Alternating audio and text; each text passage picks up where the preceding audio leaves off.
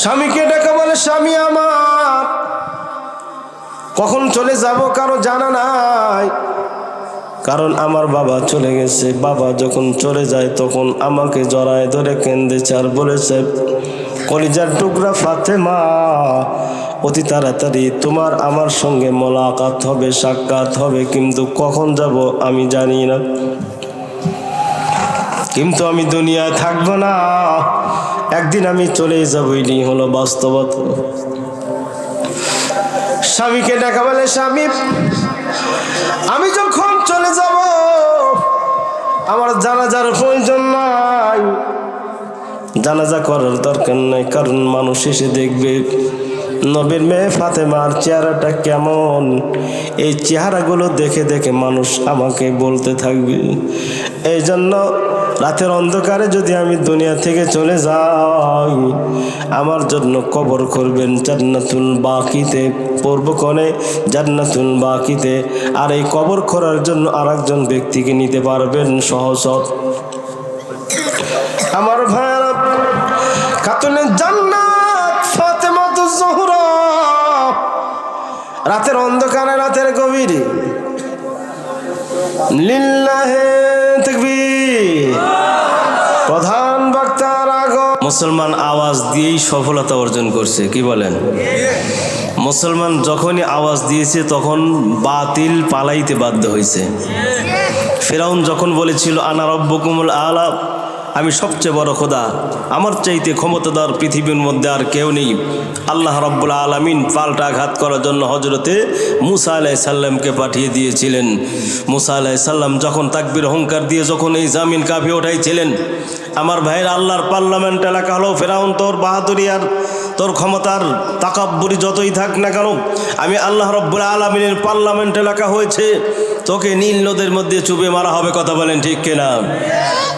নমরুদ যখন বাড়াবাড়ি করেছিল, নমরুদ যখন মানুষের উপরে জুলুম নির্যাতন নিপীড়ন যখন শুরু করে দিয়েছিল, জোরজার মুল্লুক তার এমন পরিস্থিতির সম্মুখীন হয়েছিল যখন জনগণ আল্লাহ রাব্বুল আলামিন তার পাল্টা আঘাত করার জন্য হযরত ইব্রাহিম আলাইহিস সালামকে পাঠিয়ে দিয়েছিলেন। ইব্রাহিম আলাইহিস সালাম তাকবীর অহংকার দিয়ে যখন এই জমিন কাঁপিয়ে ওঠাইছিলেন, আমার ভাইয়েরা, ওই নমরুদকে আল্লাহ রাব্বুল আলামিন ছোট্ট একটা মশা দিয়ে উৎখাত করছিল। কথা বলেন ঠিক কিনা?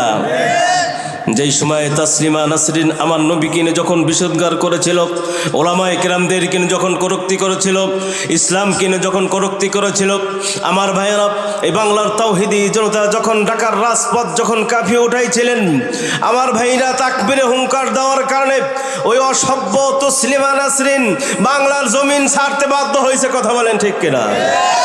এই বাংলার জমিনে যখন স্বৈরাচারদের নিপীড়ন নির্যাতন গুণ খুমের তাণ্ডব যখন উঠেছিল, আমার এই বাংলার তাওহীদি জনতা যখন তাকবীরে হুঙ্কার দিয়ে যখন ঢাকার রাজপথ যখন কাঁপিয়ে উঠেছিলেন, ওই জালিম শৈলচার বাংলার জমিন ছাড়তে বাধ্য হয়েছে। কথা বলেন ঠিক কিনা? সাউন্ড বাড়ানো লাগবে মাইকের। আমার ভাইয়েরা, যারাই জালেম হয়েছে তাদের বিচার জমিনই হয়েছে, আল্লাহর দরবারে তো হবেই, সেটা অন্য কথা। মানুষ দিশাহারা, পাগলপাড়া, হুজুররা দোয়া করে কোনো কাজ আসে না, হুজুররা দোয়া করে কোনো কাজ হয় না, মানুষ অধিষ্ঠিত হয়ে গেছে। কিন্তু আল্লাহ রাব্বুল আলামিন বলেন, আমি আল্লাহ যখন ঘটনা ঘটাইতে চাই আমার সময় বেশি লাগে না, তবে আমি ছাড় দেই, ছেড়ে দেই না। আমি আল্লাহ ছাড় দেই, তুমি গুনাহ করো, গুনাহ করার ক্ষমতাও তোমাকে দেওয়া হবে। তুমি যে রাস্তায় যাইতে চাও আল্লাহ বলবে তুমি যাও, কিন্তু ঘুড়ি যখন ওড়ায় দেয় আকাশে, মালিকের হাতে থাকে, বুকে বান্ধন দেওয়া সেই ঘুড়ির রাটাই মালিকের হাতে। যখন সময় শেষ হবে, যতই ঊর্ধ্বমুখী হোক না কেন, সময় শেষ হলে এক টান দিয়ে নিয়ে আসবে। কথা বলেন আমার ভাইরা। এখন আমি দেখতে পাচ্ছি এলাকার অনেকেই দোকানপাটে, বাড়িতে, বিভিন্ন জায়গায় বিক্ষিপ্তভাবে এলোমেলোভাবে ঘোরাফেরা করছে। কিন্তু এটা তো দামি জায়গা। আল্লাহ নবীর ঘোষণা, যেখানে কোরআনুল কারিমের আলোচনা হয় ওটা সরাসরি জান্নাতেই পরিণত হয়ে যায়। আর এই জান্নাতি প্যান্ডেলে সবার আশা সৌভাগ্য হয় না। ইমানের পাওয়ার যদি থাকতো, আমার যুবক ভাইরা, মুরব্বী বাবারা, আপনারা যেখানে আছেন ইমানের বলে বলিয়ান হয়ে এই আজকের মহতি প্রোগ্রামের তাফসিরুল কোরআন মাহফিলে আপনারা এসে আপনার নামটা জান্নাতের কাতারে লিখে দেন। কারণ দুনিয়াতে থাকার জায়গা না, দুনিয়া থেকে চলে যাওয়ার জন্যই আমরা পৃথিবীতে এসেছি। এই সম্মানিত জায়গায় বঙ্গভবনে যাইতে হলে টিকিট ছাড়া একজন যাইতে পারে না। আর এই জান্নাতি প্যান্ডেলেরও টিকিট লাগে। আর এই টিকিট বিক্রেতাই হলেন মহান রব্বুল আলামিন। সুবহানাল্লাহ বলেন। আল্লাহ সরাসরি টিকিট দেন, যাদেরকে মনোনীত করেন তারাই জান্নাতের প্যান্ডেলে আসতে পারে, অন্যথায় এখনও তারা টিকিট পায় নাই, সুবর্ণ সুযোগ হয় নাই। যার কারণে এই জান্নাতি প্যান্ডেলে মহতি মাহফিলে এখনও আসার মতো সুযোগ করতে পারে নাই, পরিবেশ করতে পারে নাই।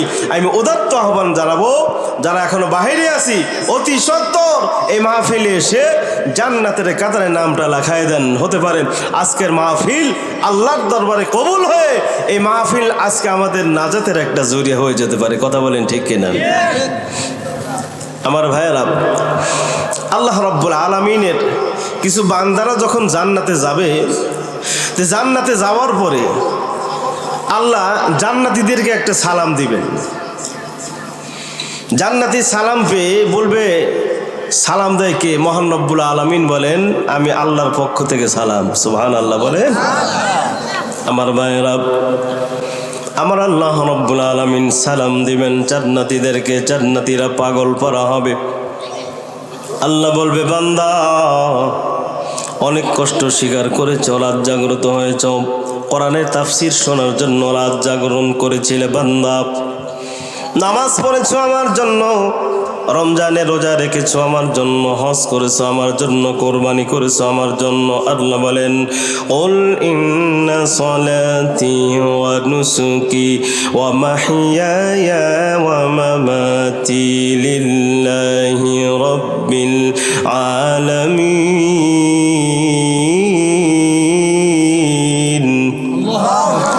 আল্লাহ বলেন, নিশ্চয় নামাজ, কোরবানি, বেঁচে থাকা, মৃত্যুবরণ করা, যা কিছু সংঘটিত হয় সব কিছু আমি আল্লাহর জন্যই। আল্লাহ বলে, বান্দা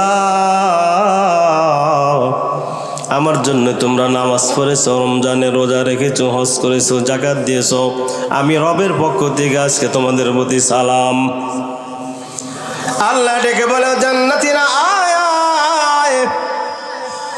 মাজিদ নামক জায়গা একটা জান্নাতের মন সাজানো হয়েছে।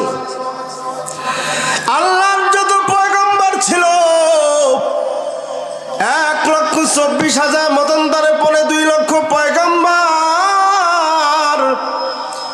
সবার জন্য জান্নাতের সাজে সাজানো, সবার জন্য চেয়ার দেওয়া। আদম আলাইহিস সালাম থেকে নিয়ে ঈসা আলাইহিস সালাম পর্যন্ত, অর্থাৎ যত পয়গম্বর, সমস্ত পয়গম্বরদের জন্য চেয়ার সাজানো হয়েছে। তোমরা চেয়ারে বসে যাও। সবাই চেয়ারে বসে যাবে। 3টা চেয়ার মাত্র ফাঁকা রয়েছে। 3টা চেয়ার ফাঁকার কৌতূহল কি বোঝার বিষয়? বলে, 1 নম্বর চেয়ার হলো সভাপতির চেয়ার ফাঁকা, 2 নম্বর প্রধান অতিথি তার চেয়ার ফাঁকা, 3য় নম্বর বিশেষ অতিথির চেয়ার ফাঁকা। বলে, চেয়ার ফাঁকা হওয়ার কারণ কি? আল্লাহর পক্ষ থেকে ঘোষণা হবে, কারণ সভাপতি আজকের মাহফিলের জন্য আমি আল্লাহ নিজেই সভাপতি হয়ে গেলাম। বলে, প্রধান অতিথিকে? প্রধান অতিথি হলেন জনাবে মুহাম্মদুর রাসূলুল্লাহ সাল্লাল্লাহু আলাইহি ওয়াসাল্লাম। তিনি হলেন প্রধান অতিথি। প্রধান অতিথির চেয়ারে তিনি বসবেন। বিশেষ অতিথিকে? বলে, বিশেষ অতিথি হযরতে দাউদ আলাইহিস সালাম। দাউদ আলাইহিস সালামের কণ্ঠ সুন্দর ছিল, তার উপরে জাবুর কিতাব নাজিল করা হয়েছিল। কারণ দাউদ আলাইহিস সালাম যখন জাবুর কিতাব তিনি যখন সুন্দর করে বর্ণনা করতেন, তেলাওয়াত করতেন, মাছগুলো এসে বসে যাইতো, সারি সারি এসে ডাঙায় উঠে আসত। উড়ন্ত পাখিগুলো অনেক দূর দিয়ে যাইতো, কিন্তু কণ্ঠ শোনার জন্য পাখিগুলো অবতরণ করত, তাদের অন্তরটা ঠান্ডা করে নিয়ে যাইতো। এমন সুন্দর তার মধুর কণ্ঠ। আল্লাহ বলবে, দাউদ আমার বান্দারা জান্নাতে বসে আছে, আয় আয় আমার বান্দাদের জন্য কোরআনুল কারীম থেকে তুমি একটু তেলাওয়াত করে শোনা। কিন্তু এই প্রোগ্রামের প্রথম যে ঘোষক হবেন হযরতে বিলাল হাবশী। বিলাল হাবশীকে বলা হবে, বিলাল জান্নাতের মধ্যে আয়, দুনিয়াতে ছিলে তুমি শ্রেষ্ঠ মুয়াজ্জিন। যখন তুমি আজান দিতে ইলেকট্রিসিটি ছিল না, মাইক ছিল না, ডানে 33 মাইল যাইতো, বামে 33 মাইল যাইতো, সামনে 33 মাইল, পিছনে 33 মাইল, উপরে প্রথম আসমান, দ্বিতীয়, তৃতীয়, চতুর্থ, পঞ্চম, ষষ্ঠ, সপ্তম আসমান পার হয়ে আরশে আজিমের মালিক আল্লাহর দরবার পর্যন্ত পৌঁছে যাইত। সেই বিলাল হাবশী মসজিদে নববীর মুয়াজ্জিন ছিলেন। কণ্ঠটা সুন্দর ছিল না, সাধুর জায়গা সাধু বলতেন। ওই বিলাল হাবশী আজান দেয়, অনেকেই বলে কণ্ঠটা ভালো না, আর একজন মুয়াজ্জিন নিযুক্ত করা হোক। বিলাল হাবশী মনের মধ্যে আনমানা, আমি বিলাল আজান দেব, আমার নবী নামাজ পড়াবেন, তিনি ইমামতি করবেন। আল্লাহর কাছে ফরিয়াদ জানাইলেন, আল্লাহ আমি তো মুয়াজ্জিন, আল্লাহ তুমি তো নিযুক্ত করে দিয়েছিলে, আজকে আমার কণ্ঠ সুন্দর না হওয়ার কারণে আজকে আমি মুয়াজ্জিন হতে পারবো না। ও মাওলাই করিম, আমাকে মুয়াজ্জিন হিসেবে আল্লাহ তুমি অটুট রেখে দাও। আল্লাহ বললেন, বিলাল তুমি দরখাস্ত দিয়েছো, আমার কাছে চিন্তার কোনো কারণ নেই। আরেকজনকে মুয়াজ্জিন বানানো হয়। ফজরের আজান দিছে, আল্লাহর নবী ওযু করে সুবহে সাদেকের জন্য অপেক্ষমান, কিন্তু পূর্ব আকাশ ফর্সা হয় না। আল্লাহর নবী চিন্তায় পড়ে গেলেন, ঘটনাটা কি? জিবরিল আমিন এসে হাজির, ইয়া রাসূলুল্লাহ, ইয়া হাবিবাল্লাহ, হুজুর গো কি ব্যাপার, আপনি কি চিন্তিত? বলে, হ্যাঁ চিন্তিত। আজান দিয়েছে, কে আজান দিয়েছে? আল্লাহ তো শুনতে পান নাই। বলে, না আজান তো হয়েছে। না না আজান হয় নাই, কারণ বিলাল যখন আজান দিত ডাইনে 33 মাইল, বামে 33 মাইল, সামনে 33 মাইল, পিছনে 33 মাইল, উপরে প্রথম আসমান, দ্বিতীয়, তৃতীয়, চতুর্থ, পঞ্চম, ষষ্ঠ, সপ্তম আসমান পার হয়ে আরশে আজিমের মালিক আল্লাহর দরবার পর্যন্ত পৌঁছে যাইত।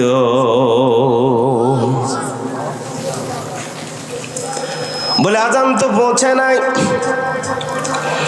বিলাল আজান না দিলে সুবহে সাদেক হবে না, পূর্ব আকাশ ফর্সা হবে না, আল্লাহ কিয়ামত কায়েম করবে। বিলাল হাবশীকে নিযুক্ত করো। ওই বিলাল আজান দিলে কণ্ঠ আল্লাহর আরশে আযমে যাইতো। কারণ কি? কারণ বিলাল ইসলামের জন্য জীবনটা বিলিয়ে দিয়েছিলেন।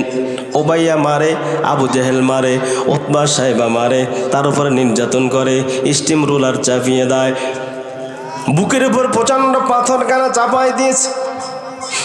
আর বিলালকে বলে, বিলাল সময় আছে, ইসলাম ছেড়ে দে। বলে, না না না, জীবনটা আমি দিতে পারি ইসলামের জন্য, কিন্তু আমি কালেমা ছাড়তে পারবো না। আল্লাহু আকবার বলেন। ওই বিলাল হাবশী চোখের পানি ছেড়ে দেন, আল্লাহকে ডাক দিয়েছে, ও মাওলাই করিম, তুমি কি দেখো না উমাইয়া মারে? তোমার নাম স্মরণ কর, তোমার নামটা জপনা করতে ভালো লাগে, স্মরণ করলে ভালো লাগে, কিন্তু আমার বুকের উপর প্রচন্ড পাথরটা চাপিয়ে দিয়েছে, আল্লাহ আমি কি করব? আল্লাহ বলে, বিলাল হাবশী জবানে জবানে দিলে দিলে আমাকে ডাকলেও আমি নিজে শুনতে পাই। আল্লাহ ডেকে বলে, ও বিলাল তুমি একটু উপরের দিকে তাকায় দেখো না। আমার বিলাল হাবশী প্রথম যখন আসমানের দিকে তাকায়, আল্লাহ ডেকে বলে, ও বিলাল কাল এই দুনিয়া ছাড়তে দেরি, ওই জান্নাতে যাইতে আর দেরি হবে না। ওই বিলালে হাফসির চেহারাটা সুন্দর ছিল না, কালো ছিল, নিগ্র, দেখতে ভালো না, চুলগুলো উস্কো খুস্কো এলোমেলো চেহারা, কিন্তু অন্তরটা এত স্বচ্ছ ছিল, সুন্দর ছিল। আল্লাহ বলেন ইল্লা মান আতাল্লাহা বিকলবিন সালিম।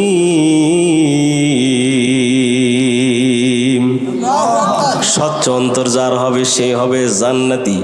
অন্তরে যদি নিফাকি থাকে ওই অন্তর নিয়ে কখনো জান্নাতে যাওয়া যাবে না।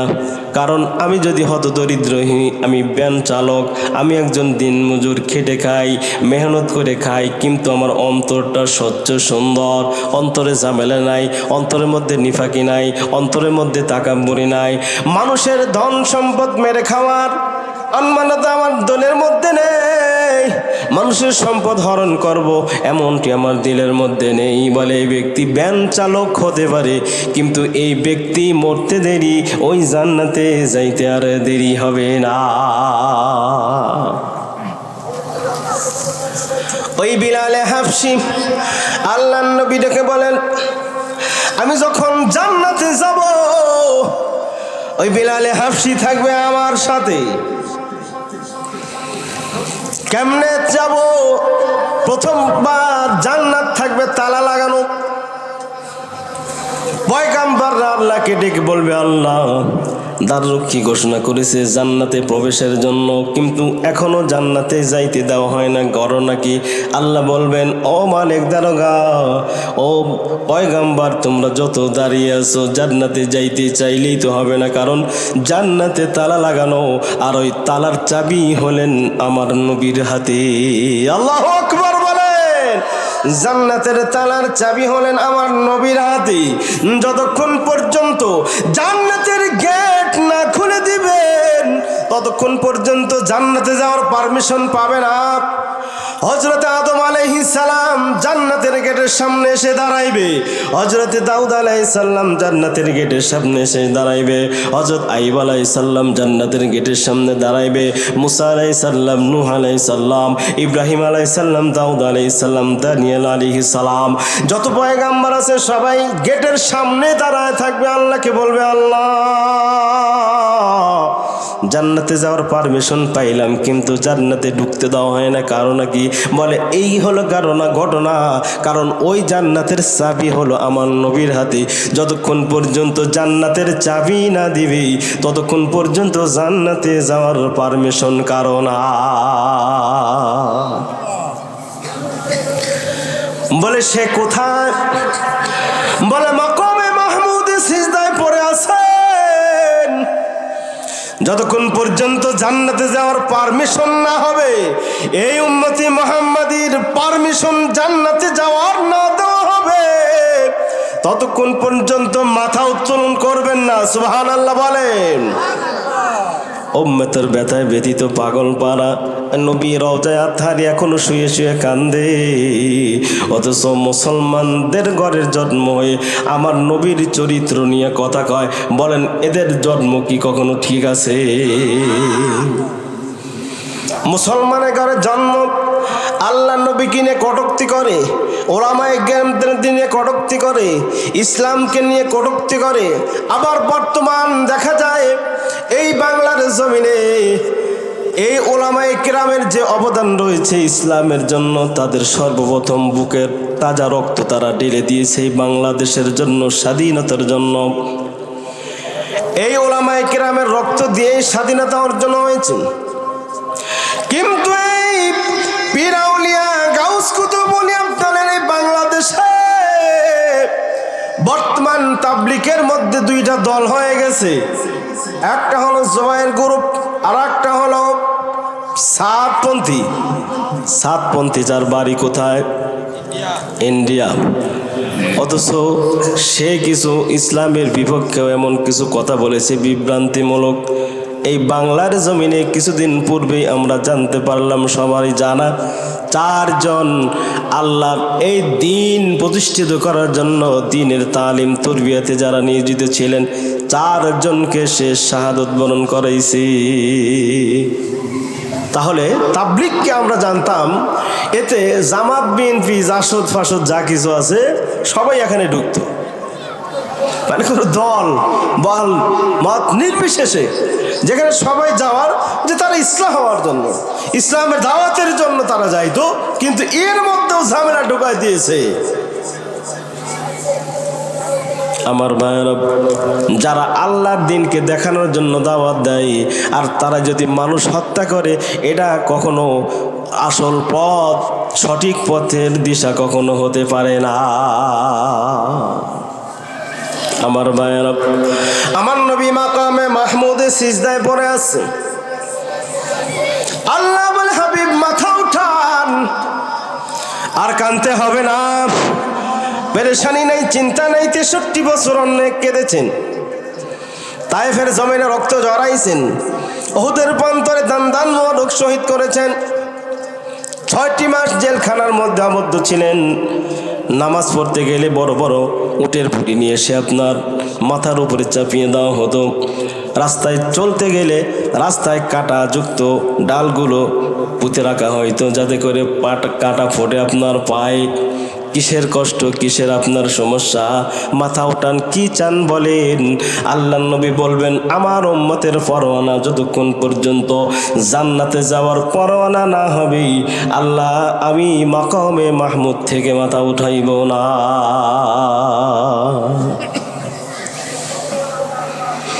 আল্লাহ বলে, হাবিব ওঠেন, আপনি কি চান? আপনি যতক্ষণ পর্যন্ত সন্তুষ্ট না হবেন ততক্ষণ পর্যন্ত আমি আল্লাহ দিতেই থাকবো। ওয়ালা সাউফা ইউতিকা রাব্বুকা ফাতারদা, আপনি কি চান চাইতে থাকেন, চাইতে থাকেন, আমি আল্লাহ দিতেই থাকবো। আপনি চাইবেন, আমি আল্লাহ দিয়ে আপনাকে আমি রাজি খুশি করব। কারণ আমার নবী হলেন হাবিবুল্লাহ, আর ইব্রাহিম হলো খলিলুল্লাহ। খলিলুল্লাহ ইব্রাহিমের পার্থক্য কি বলে হাবিবুল্লাহ, যার অর্থ হলো আল্লাহ নিজে প্রেম করেছেন আল্লাহর নবীকে ভালোবেসে তাকে সব কিছু দেওয়ার জন্য। আর খলিলুল্লাহর অর্থ হলো আল্লাহ প্রেম করেছেন ইব্রাহিমের থেকে সব কিছু আল্লাহ নিয়ে নেওয়ার জন্য। প্রেমের অবস্থাটা কি দেখেন, এই প্রেম আল্লাহর হাবিবকে সব কিছু দিবেন, আল্লাহ হাবিব কি চান, আর খলিলকে বলবেন, খলিল আপনার থেকে আমি সব কিছু নেব। আপনি সন্তান হয় না, আমি আল্লাহর কাছে চাইবেন, আমি আল্লাহ সন্তান দেব 90 বছরে। আবার সন্তান হওয়ার পরে আমি আল্লাহ বলবো বনবাসে দিয়ে আসো, সেখানে নিয়ে যাইবা, ওখানে থাকবে, আমি আল্লাহর হুকুম সেখানেই দিতে হবে। আবার যখন চলতে ফিরতে পারবে আমি আল্লাহ বলবো তাকে কোরবানি করো, সেখানেই কোরবানি করতে হবে, আগুনের পরীক্ষা দিতে হবে। সমস্ত পরীক্ষায় তিনি উত্তীর্ণ হয়েছেন, আল্লাহ চেয়েছেন, সমস্ত কিছু আল্লাহকে দিয়েছেন। আর হাবিব কিয়ামত পর্যন্ত, কিয়ামতের ময়দানে, ও যে মহাশরে সমস্ত উম্মতদেরকে জান্নাতের পরোয়ানা না হওয়া পর্যন্ত আমার নবী মাকামে মাহমুদ থেকে মাথা উত্তোলন করবেন না। কেমন নবীর উম্মত আমরা! সেই নবী ডেকে বলে, বিলাল আমি মাকামে মাহমুদ থেকে মাথা উত্তোলন করব, পরোয়ানা জারি যখন হবে জান্নাতে যাওয়া। আমি জান্নাতে যাব, জান্নাতের গেট আমি সর্বপ্রথম খুলে দেব, তালাটা খুলে দেব, তারপরে আমি জান্নাতে প্রবেশ করব। বলে কে যাবে সবার আগে? আল্লাহ নবী বলে, বিলাল আয় আয়, তুমি আমার সফর সঙ্গী, ইসলামের জন্য মাইয়া মেরেছে, তুমি অনেক নির্যাতনের সম্মুখীন হয়েছ, মুখের মধ্যে অনেক দাগ আছে, আয় বিলাল আয়, কালো হলে কি হবে, অন্তরটা স্বচ্ছ সুন্দর, ও বিলাল আয় আয়, আমি হাবিব, আমি যেই সওয়ারির উপরে আরোহণ করব ওই সওয়ারির উপরে আমি থাকব। আর বিলাল হাবশী আমি নবীর পূর্বেই জান্নাতে প্রবেশ করবে। ওই বিলাল হাবশী আল্লাহ বলবে, ও বিলাল আয় আয় আয়, জান্নাতের স্লোগানটা দিয়ে দাও, একটা ঘোষণা দাও, আজান দিয়ে দাও। বিলাল হাবশী যখন দাঁড়ায় আজান দিবেন, আজান দেওয়ার সঙ্গে সঙ্গে জান্নাতে যারা জান্নাতি সবাই দৌড়ায় আসবে, জাহান্নামীরাও দৌড়ায় আসবে। অথচ তাদের আজান ভালো লাগতো না, নামাজ ভালো লাগতো না, ওলামায়ে কেরাম ভালো লাগতো না, ইসলামী দল ভালো লাগতো না। অথচ তাদের বিপক্ষে কথা বলেছে, ওলামায়ে কেরামদের উপরে নির্যাতন করেছে, জেলখানার মধ্যে আবদ্ধ করেছে, ফাঁসির কাস্টে জ্বলায় দিয়েছে। আমার ভাইয়েরা, এত নির্যাতন করেছে দুনিয়াতে। তাদের জন্য আমি রহমান ছিলাম, সবার জন্য ইসলাম।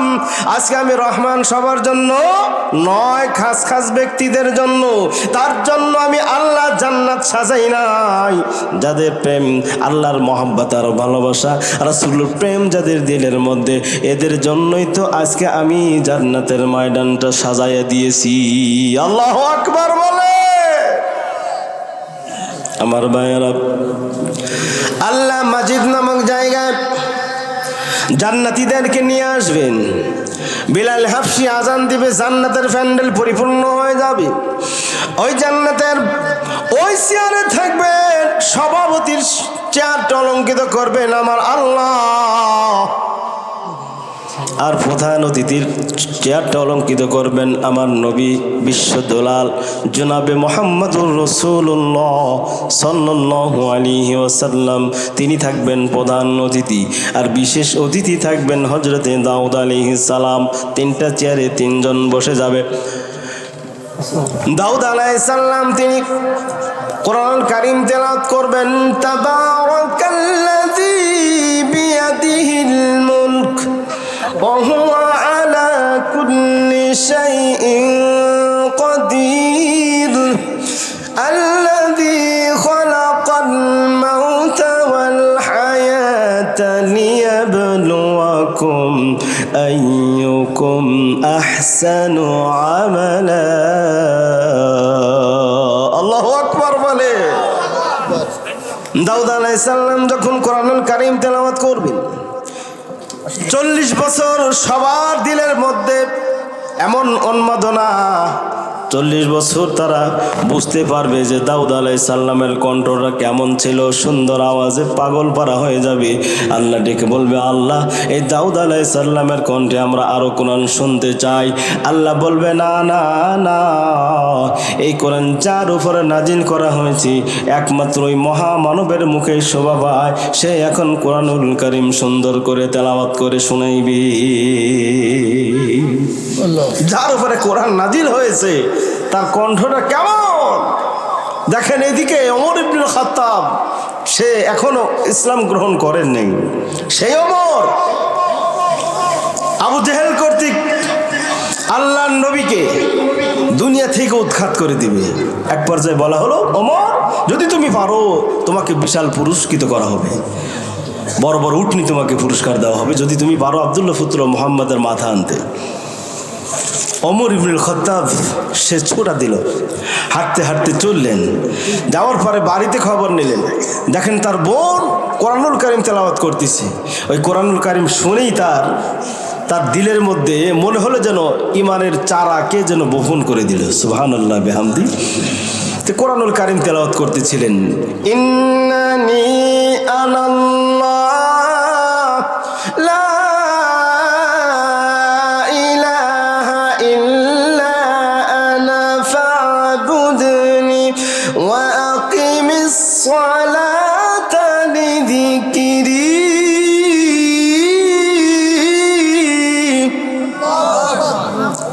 শুনতে ভালো লাগে না? শুনবেন তো সবাই? রমজানুল মুবারক মাসে একটা তেলাওয়াত হয় ইফতারের পূর্ব মুহূর্তে। তেলাওয়াত করলে শুনবেন সবাই। বিসমিল্লাহির রহমানির রহিম। সাআলা সাইলুম বিআযাবিন ওয়াকি' লিল কাফিরিনা লাইসা লাহু দাফি'উম মিনাল্লাহি যিল মাআরিজ তা'রুজুল মালাইকাতু ওয়ার-রূহু ইলাইহি ফি ইয়াউমিন কানা মিকদারুহু 50,000 সানা। আল্লাহু আকবার বলেন।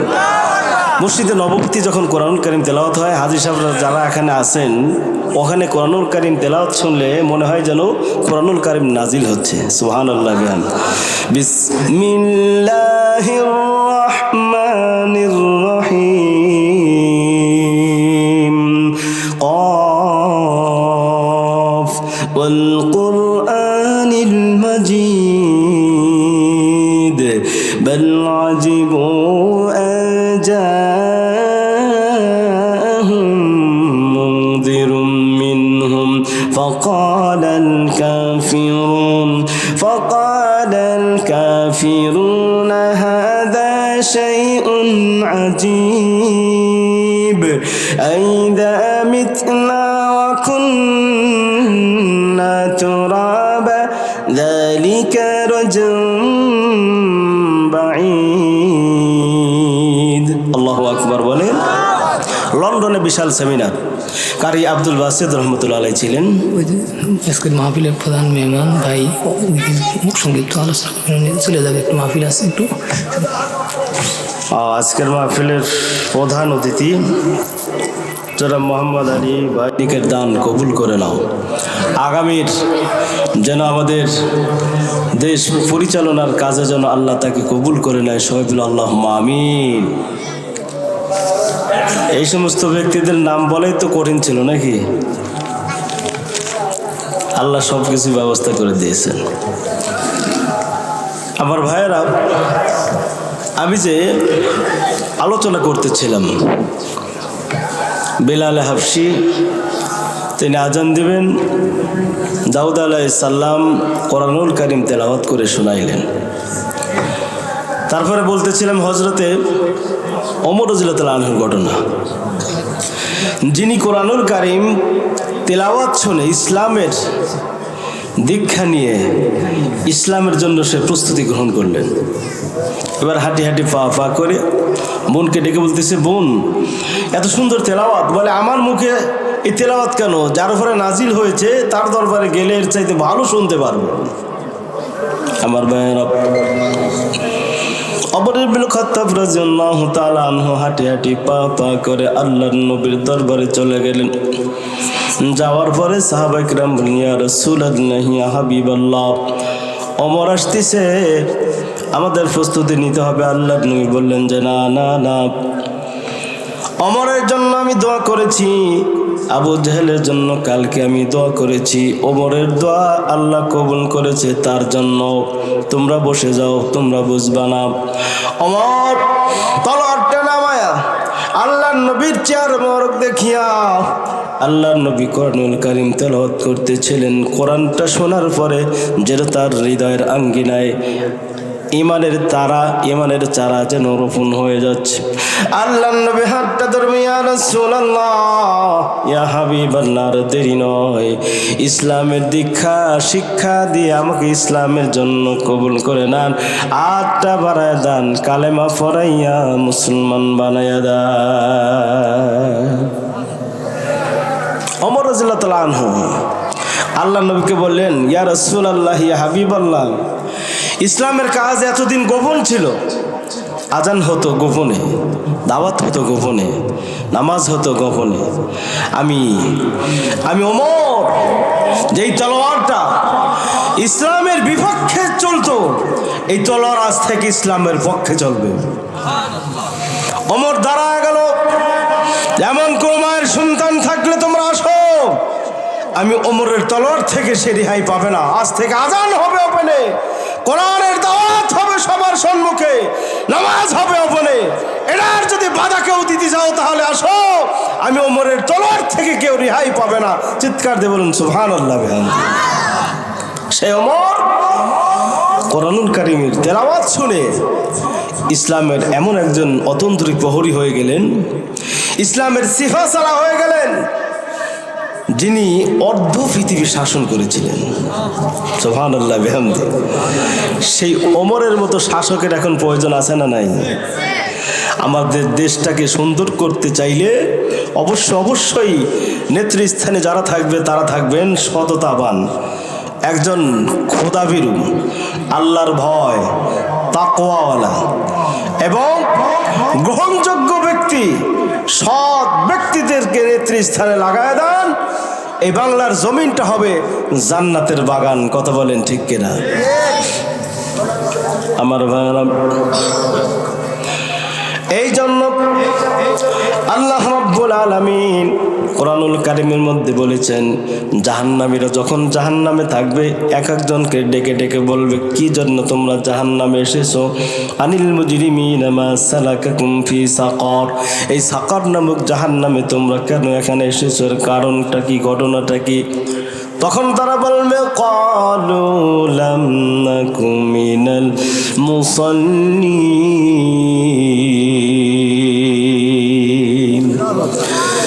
ওই সময় জাহান্নামীরা জান্নাতীদেরকে বলবে, আমরা মুসল্লি ছিলাম না, দুনিয়ায় যখন ছিলাম নামাজের কথা বলেছিল কিন্তু নামাজ পড়ি নাই, রমজানের কথা রোজা রাখার জন্য বলেছিল কিন্তু রমজানে রোজা রাখতে পারি নাই, হজের কথা বলেছে, জাকাতের কথা বলেছে, দান সৎকার কথা বলেছে, মসজিদের কথা বলেছে, মাদ্রাসার কথা বলেছে, বলে এগুলো আমরা শুনি নাই, বড় কর্ণপাত করি নাই, এদিক থেকে আমরা দূরায় সরে চলে যাইতাম, যার কারণে আজকে আমাদের জায়গা হয়েছে জাহান্নাম।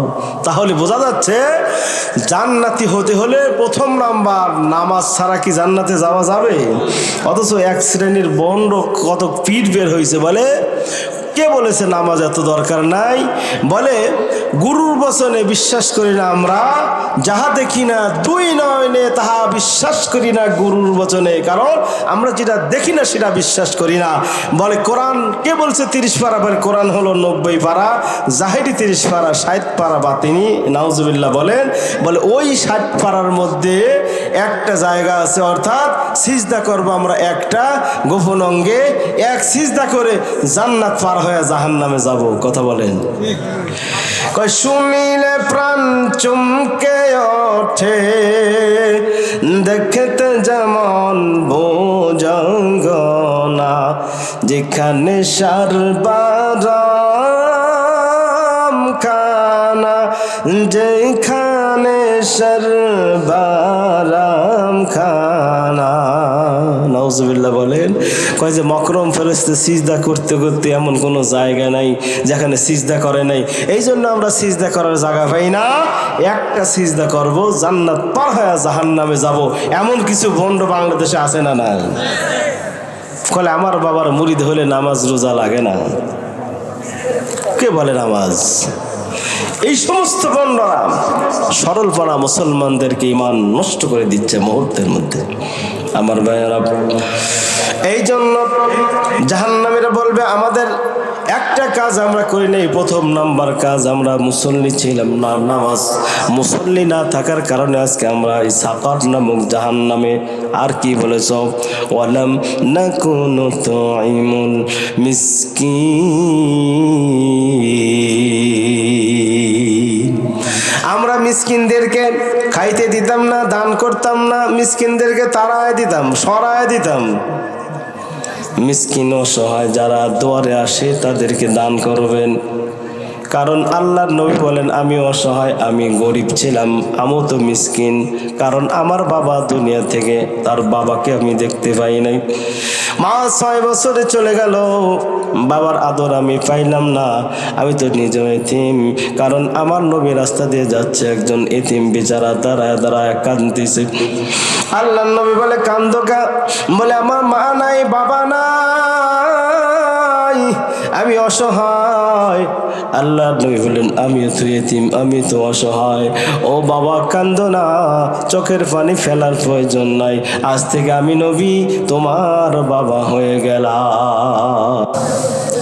আর মা আয়েশা সিদ্দিকা রাদিয়াল্লাহু তাআলা আনহা, তোমার মা এমন মা যদি তোমার হয়, তোমার কোনো চিন্তা নাই, পেরেশানি নাই, ঝামেলা নাই। আর বাবা যদি আমি হই, আর আয়েশা সিদ্দিকা রাদিয়াল্লাহু তাআলা আনহা যদি তোমার মা হয়, তাহলে তোমার কোনো চিন্তা নেই, কারণ মা হলো আদরের জিনিস, মা হলো এমন হৃদয়ের জিনিস। আল্লাহ বলেছেন পিতা মাতা তোমার জন্য জান্নাতের দরওয়াজা, রিজাল রব্বি বিরিজাল ওয়ালিদাইন, কারণ জান্নাত তোমার জন্য পিতামাতার সন্তুষ্টির কারণ, মার সন্তুষ্টির কারণ। কারণ পিতা যদি রাজি হয় আল্লাহ রাজি হয়ে যায়, মা যদি সন্তানের প্রতি রাজি হয় আল্লাহ রাজি, আর বাবা যদি নারাজ হয়, বলে বাবা নারাজ হওয়ার কারণে ওই সন্তানের প্রতি আল্লাহ নারাজ হয়, মা নারাজ হওয়ার কারণে সন্তানের প্রতি আল্লাহ নারাজ হয়ে যায়। বলে জান্নাতে যদি প্রবেশ করতে চাও ওই মাকে ভক্তি করো, মাকে সম্মান করো, মায়ের খেদমত করে জান্নাতের দরজায় প্রবেশ করো, বাবাকে রাজি খুশি করো, আর বাবাকে রাজি খুশি করে জান্নাতের দরজায় প্রবেশ করো। মা কেমন আদরে, সন্তান যদি বাহিরে যায়, বিদেশে যায়, তারপরেও কিন্তু মায়ের দিলের মধ্যে জেনে যায়। সন্তান যদি ঝামেলায় পড়ে যায়, অসুস্থ হয়ে যায়, যদি বাধাগ্রস্ত হয়ে যায়, মা সবার আগে জানতে পারে, কারণ মার দিলের মধ্যে সন্তানের মহব্বত আল্লাহ এতই বেশি করে দিয়েছে। জ্বলন্ত একটা ঘটনা, মেডিকেল কলেজ, রাজশাহী মেডিকেল কলেজে এক গর্ভবতী মাকে নিয়ে আসা হলো। পরীক্ষা নিরীক্ষা করে দেখা হলো, ডাক্তার সুন্দর করে পরীক্ষা নিরীক্ষা করে বলল এর স্বামী কোথায়, স্বামীকে ডেকে নিয়ে আসো। স্বামীকে বলা হলো ও আল্লাহর বান্দা, তোমার স্ত্রীর গর্ভে যে সন্তান আছে সন্তান বাঁচাইবা নাকি তোমার বিবিকে বাঁচাইতে চাও, গাছ বাঁচাইবা নাকি ফল বাঁচাইতে চাও? স্বামীর চোখ দিয়ে পানি ছেড়ে দেয়, বলে গাছেরও প্রয়োজন ফলেরও প্রয়োজন, দুটাইকে আমি চাই। বলে তোমার দ্বারা কাজ হবে না। এবার যখন ডাক্তার মার নিকটে চলে যায় আর মাকে ডেকে বলে ও মা তুমি শোনো একটা কথা বলবো, তুমি কি সন্তান চাও নাকি তুমি বাঁচতে চাও? মা চোখের পানি চাই না, বলে আমি তো একদিন চলেই যাব, আমার সন্তান যদি জীবিত থাকে ওই সন্তান কোরআনুল কারীম তেলাওয়াত করবে, আমার ওসিয়ত হলো আমার সন্তান আসলে মাদ্রাসায় পড়বে, আলেম হবে, হুফাজে কোরআন হবে। আমি মা যখন দুনিয়া থেকে চলে যাব ওই কবরের সামনে গিয়ে আমি মার জন্য দোয়া করবি আর হাতটা উঠায় দিবে, রব্বির হামহুমা কামা রব্বায়ানি সগীরা। ওই সন্তান যখন আমার কবরে গিয়ে কাঁদবে আর চোখের পানি জল জল করে ছেড়ে দিবি, কারণ আমি মায়ের কবরের সম্মুখে সন্তান যখন কাঁদবে চোখের পানি ছাড়বি, ওই কবরে আযাব হইতে পারে না। কারণ সন্তান যদি মায়ের কবরে গিয়ে কান্দে চোখের পানি ছেড়ে দেয়, ওই কবরে আযাব মাফ করে আল্লাহ কবর জান্নাতের বাগান বানায় দেয়। মা বলে আমি মরে যাই, আমি তো একদিন চলেই যাব, দুনিয়া তো থাকার জায়গা না। এই সন্তানটা আছে, এই সন্তান থাকবে, হাফেজে কোরআন হবে, আলেম হবে, দিনের কথা বলবে, ওইটাই হবে সদকায়ে জারিয়া। এই জন্য মায়ের ব্যথা, মায়ের আর্তনাদ সন্তানের জন্য বেশি। আমার ভাইয়েরা, ওই মা কার নাই, ওই বাবা কার নাই, কার সন্তান নাই, কার দাদা নাই। আমি একটু দেখতে চাই আল্লাহর ঘরের জন্য কোন আল্লাহর বান্দা আছেন 5,000 টাকা, 1,000 টাকা, 500 টাকা অথবা ধান গম, এদিকে গম। 2 নম্বর রমজানের রোজা, 3 নম্বর স্বামীর খেদমত, 4 নম্বর পর্দায় থাকা। 4টি কাজ, বেশি কিন্তু না। কিন্তু এই মা বোনেরা 4 কাজ করতে দেরি, দুনিয়া ছাড়তে দেরি, জান্নাতে যাইতে দেরি। এত সহজ। আর জান্নাতে যাওয়া যদি আল্লাহ এত সহজ করে দেয়, তাহলে দান যা করবে সব হবে বোনাস। 4 কাজের বাইরে যেই কাজগুলো সবই হবে বোনাস। কারণ স্বামী কোথায় থেকে টাকা উপার্জন করলো এই হিসাব তার নেই, বৈধ কি অবৈধ সেটা স্বামী বুঝবে। সংসার দেখাশোনা করা, 4টি কাজ করা, 4টি কাজ। তার মধ্যে রমজানের রোজার 1টি মাস, নামাজ 5 ওয়াক্ত 5 বার। স্বামীর খেদমত যখন সামনে আসে, সে যেটা ভালোবাসে ওই কাজ করা, সে যেটা দেখতে পায় না সেই কাজ থেকে বেঁচে থাকা। আর পর্দায় থাকা যেটা হলো 24 ঘন্টা, পর্দায় থাকা 24 ঘন্টাই বলা হয়েছে। এই জন্য খাতুনে জান্নাত ফাতেমাতুজ জোহরা আল্লাহ নবীকে বলতেছেন, আমি আজ থেকে পর্দায় চলে গেলাম। আলী কারবালা ঝুঁকে ডেকে ডেকে বলা হয় যে আমি একদিন দুনিয়া থেকে চলে যাব, দুনিয়ায় বেশি দিন থাকবো না। শাহ আলম ভাই বাবার মা গেছেন। শাহ আলম ভাই বাবার জন্য 500 টাকা আল্লাহ দান কবুল করে নাও। মনে নেক তামান্না পূর্ণ করো, মনের বাসনা পূর্ণ করো। আল্লাহ বাবার কবর আযাব মাফ করে দাও। সবাই বলুন আল্লাহুম্মা আমিন। মা বোনদেরকে উদাত্ত আহ্বান জানাবো, খাতুনে জান্নাত ফাতেমাতুজ জোহরা স্বামীকে ডেকে বলে, স্বামী আমার কখন চলে যাব কারো জানা নাই, কারণ আমার বাবা চলে গেছে। বাবা যখন চলে যায় তখন আমাকে জড়ায় ধরে কেঁদেছে আর বলেছে, কলিজার টুকরা ফাতেমা, অতি তাড়াতাড়ি তোমার আমার সঙ্গে মোলাকাত হবে, সাক্ষাৎ হবে, কিন্তু কখন যাব আমি জানি না, কিন্তু আমি দুনিয়ায় থাকবো না, একদিন আমি চলেই যাবো। এটাই হলো বাস্তবতা। স্বামীকে ডাকা বলে, স্বামী আমি যখন চলে যাব আমার জানাজার প্রয়োজন নাই, জানাজা করার দরকার নাই, কারণ মানুষ এসে দেখবে নবীর মেয়ে ফাতেমার চেহারাটা কেমন। এই চেহারাগুলো দেখে দেখে মানুষ আমাকে বলতে থাকবে। এই জন্য রাতের অন্ধকারে যদি আমি দুনিয়া থেকে চলে যাই, আমার জন্য কবর করবেন জান্নাতুল বাকিতে, পূর্বকোণে জান্নাতুল বাকিতে। আর এই কবর করার জন্য আরেকজন ব্যক্তিকে নিতে পারবেন সহজ। আমার ভাইরা, খাতুনে জান্নাত ফাতেমাতুজ জোহরা রাতের অন্ধকারে, রাতের গভীরে লিল্লাহে